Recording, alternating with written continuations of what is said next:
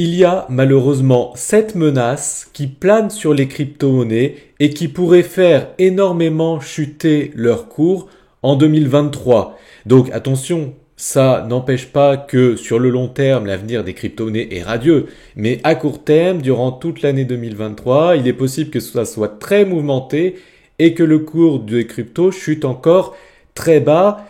Je pense pas que l'année 2023 soit pire que l'année 2022, mais vu les menaces qui planent sur leur tête, ça peut être très volatile en 2023. Donc écoutez bien cette vidéo jusqu'au bout. Mais avant ça, si vous souhaitez connaître mes stratégies d'investisseur qui me permettent d'investir de manière simple et en automatique dans les crypto-monnaies, j'ai une vidéo formation gratuite à vous offrir. Pour y accéder, c'est simple. Cliquez sur le bouton en haut à droite de cette vidéo, cliquez sur le lien qui se trouve sous cette vidéo. Inscrivez-vous et je vous enverrai tout ceci par email avec grand plaisir et gratuitement. Alors c'est parti pour ces 7 menaces. La première menace que j'ai à voir avec vous, c'est la faillite des sociétés en chaîne. Vous savez peut-être qu'il y a eu la faillite de grosses sociétés dans le monde des crypto-monnaies ces derniers mois. Par exemple, la faillite de la crypto Luna, de son stablecoin le UST, de Celsius, de FTX.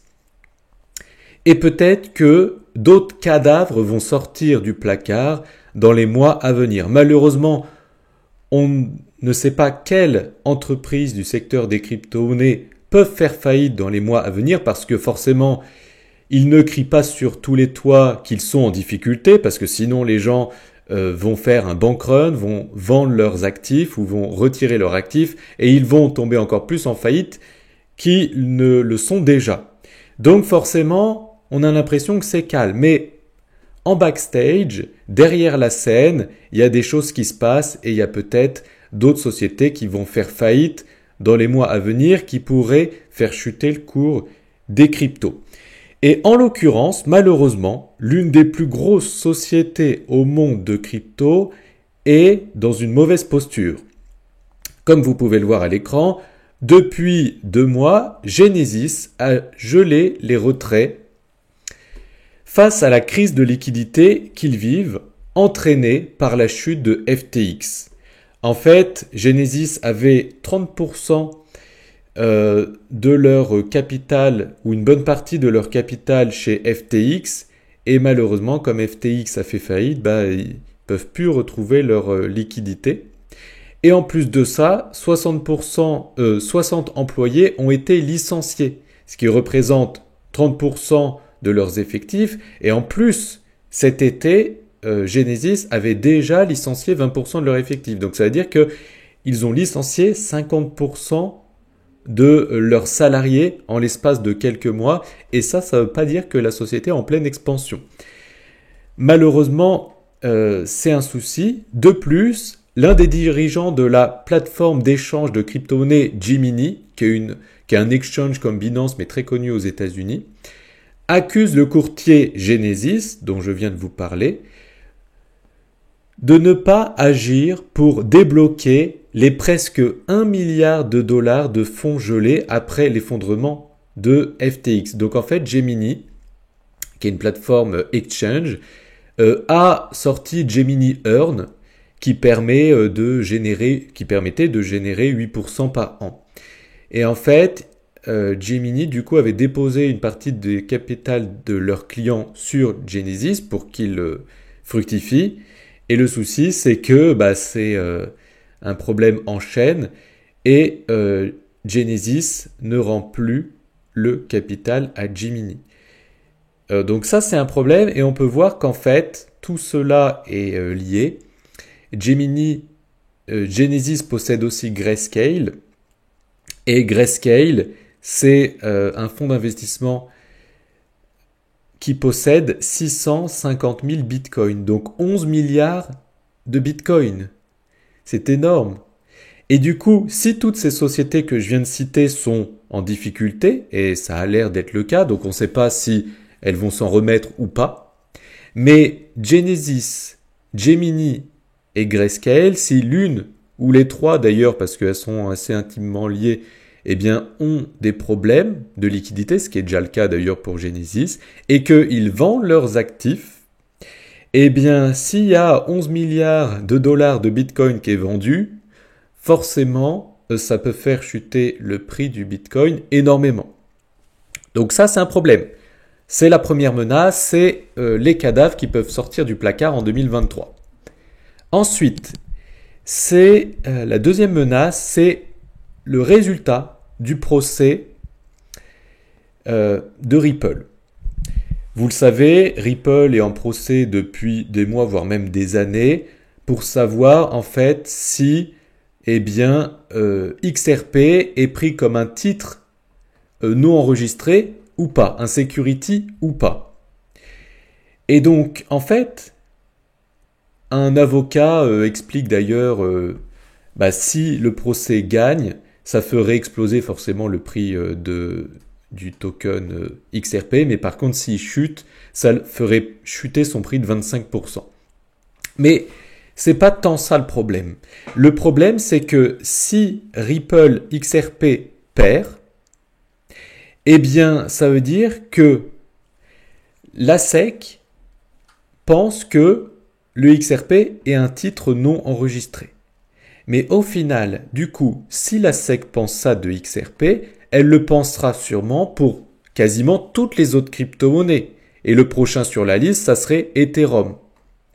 Et donc, si c'est le cas, et que XRP perd son procès, il est pris comme un titre non enregistré, dans ce cas-là, énormément d'autres crypto-monnaies sont dans ces conditions-là. Et dans ce cas-là, ça veut dire que toutes ces crypto-monnaies dans ces conditions devraient être retirées de tous les exchanges. Parce que les exchanges n'ont pas le droit de proposer au trading, à l'investissement, des crypto-monnaies qui sont security, titres non enregistrés. Et dans ce cas-là, ça serait une hécatombe sur le marché des crypto-monnaies et plein de crypto-monnaies perdraient une bonne partie de leur valeur et malheureusement, tout le marché en pâtirait. Donc en fait, ce qu'on va avoir d'ailleurs, c'est début 2023 le résultat de ce procès. Mais en fait, on n'aura pas que le résultat du procès, on aura aussi à quelle sauce sera mangé tout le reste des crypto-monnaies. Donc ça, c'est une menace encore qui plane sur les cryptos. La troisième menace, alors attention, ça ne veut pas dire que sur le long terme, je ne crois plus aux cryptos. C'est juste qu'à court terme, là, en 2023, ça peut être mouvementé, mais ça reviendra à 2024-2025 logiquement. Donc, ensuite, vous savez que la plateforme MTGOX, au tout début de la création des cryptos, s'est fait pirater et il y a énormément de bitcoins qui ont été volés. Et ça y est, en 2023, ils seront restitués à leurs investisseurs. Donc, la date est celle-ci. Les propriétaires des bitcoins qui ont été volés vont retrouver leurs bitcoins le 30 septembre 2023. Donc à ce moment-là, c'est 2,2 milliards de dollars en bitcoin qui seront rétribués à leurs investisseurs et du coup, peut-être dans le mois de septembre, il peut avoir du coup une grosse chute parce que 2,2 milliards de dollars, c'est énorme si ces personnes souhaitent vendre leur bitcoin. Donc là encore, une autre menace. Nous sommes à la quatrième menace, c'est tout ce qui est macroéconomie. Donc c'est vrai quand on regarde le Bitcoin au niveau de la microéconomie, on a l'impression que le Bitcoin est dans une zone basse dans laquelle il faut investir. D'ailleurs, je pense que au prix actuel, le niveau d'achat est intéressant quand même. Ça n'empêche qu'il peut peut-être chuter plus bas. Mais si on regarde la macroéconomie, on se dit qu'il n'y a rien qui va pour que le Bitcoin prenne de la valeur en 2023. Et en l'occurrence, les taux d'intérêt. Et les responsables de la Fed ne prévoient pas une baisse des taux d'intérêt directeurs en 2023. Ils pensent que les taux vont monter à 5, voire un petit peu plus, %. Donc si les taux restent hauts, eh bien peut-être qu'il y aura une récession d'ailleurs dans le monde.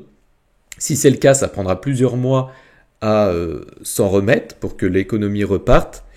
Et les marchés financiers vont chuter pendant plusieurs mois. Et après, à partir du moment où il y aura un pivot, c'est-à-dire que les taux commenceront à baisser, On attend quelques mois et à partir de ce moment-là, on pourra investir. Donc peut-être qu'on pourra investir en fonction de cette macroéconomie, l'inflation, d'ailleurs la guerre aussi, le Covid, etc.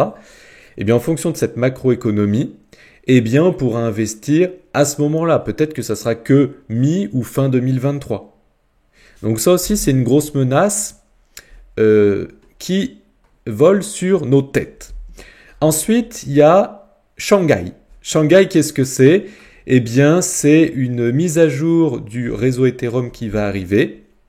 Et en fait, cette mise à jour permettra aux détenteurs de ETH qui les ont bloqués pendant plus de 2 ans de pouvoir les retirer. Donc aujourd'hui, Ethereum compte plus de 496 000 validateurs qui ont misé plus de 15,9 millions d'Ethereum.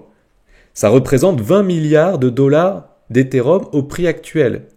Et donc, à partir de la mise à jour Shanghai, c'est début 2023, eh bien, toutes ces personnes vont pouvoir vendre leur ETH. Donc là aussi, ETH est tellement grand qu'il pourrait faire chuter le marché. Ensuite, menace numéro 6, c'est la régulation, aussi bien aux États-Unis et aussi bien aussi en France. On voit le gouverneur de la Banque de France appelle à renforcer la régulation des crypto-monnaies, mais aussi, après l'effondrement de FTX, les principaux régulateurs américains mettent en garde les banques contre les cryptos. Donc aussi, on peut avoir quelques régulations 2023 qui peuvent mettre un coup de fouet sur ce marché. Et le dernier point, c'est que en fait, depuis sa création en 2009, le Bitcoin et du coup les crypto-monnaies n'ont jamais vécu de crise. Regardez, la dernière crise c'était dans les années 2000, ensuite dans les années 2008, donc c'était respectivement la bulle Internet et la bulle des subprimes, mais depuis, le Bitcoin et les crypto-monnaies n'ont pas connu une vraie crise depuis ces plus de 10 dernières années, 13 dernières années. Et donc, c'est la première fois que le Bitcoin et les crypto-monnaies vont vivre potentiellement une crise majeure. Peut-être que le cours va chuter de 50% sur les marchés financiers. Et du coup, on ne sait pas comment le Bitcoin et les crypto-monnaies peuvent réagir. C'est une première dans toute la vie des crypto-monnaies.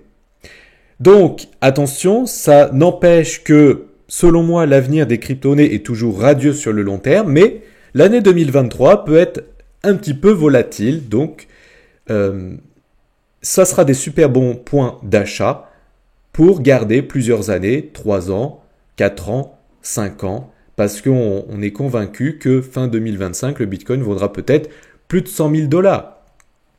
Voilà, donc merci de liker cette vidéo si vous l'avez appréciée. Abonnez-vous pour ne plus louper mes vidéos si ce n'est pas déjà fait et activez la cloche. Et pour rappel, j'ai une formation gratuite à vous offrir en cliquant sur le bouton en haut à droite de cette vidéo ou en cliquant sur le lien qui se trouve sous cette vidéo pour vous aider à vous lancer dans le marché des crypto-monnaies.